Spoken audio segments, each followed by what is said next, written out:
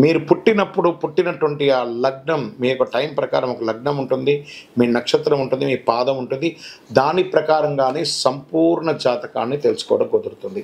నేను చెప్పే ఈ గోచార ఫలితాన్ని కొంతవరకు తీసుకోండి. తర్వాత మీ యొక్క వ్యక్తిగత జాతకాన్ని మీ పరిసర ప్రాంతాల్లో ఉన్నటువంటి గురువులను సంప్రదించండి. గురుగారు, నాకు ఈ సంవత్సరం ఎలా ఉంది, నాకు జాతకం చెప్పండి. వారి దగ్గర అవసరమైతేనే తెలుసుకోండి. మళ్ళీ చెప్తున్నాను, ప్రతి దాంట్లోనూ ప్రతి ఎపిసోడ్లోనూ నేను చెప్తూ ఉంటాను, జాతకం పడుతున్న వర్షానికి ఒక గొడుగు మాత్రమే, కానీ జాతకం జీవితం కాదు.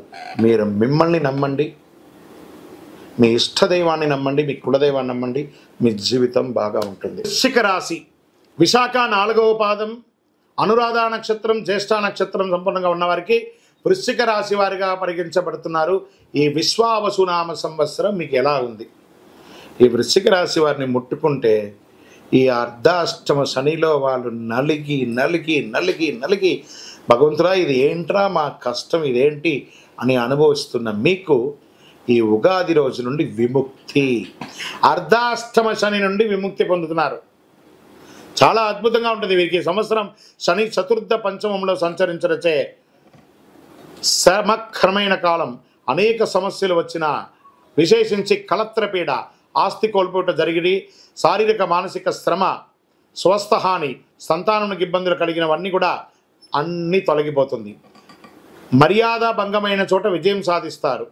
స్వజన విరోధం కలిగిన చోట గెలుపు పొందుతారు. చైత్ర వైశాఖంలందు సప్తమ గురువు, కార్తీక మార్గశిరంలందు భాగ్య గురువు అగుటచే అనుకూలంగా ఉండగలడు.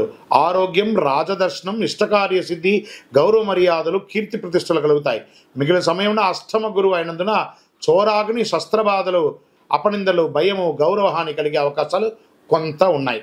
చైత్ర వైశాఖముల యందు పంచమ రాహు, ఏకాదశ కేతు అయినందున కొంత లాభం, జయము, ప్రోత్సాహము, సన్మానము, పశులాభములు, పుత్రమూలక అన్ని లాభములు. చతుర్థ రాహు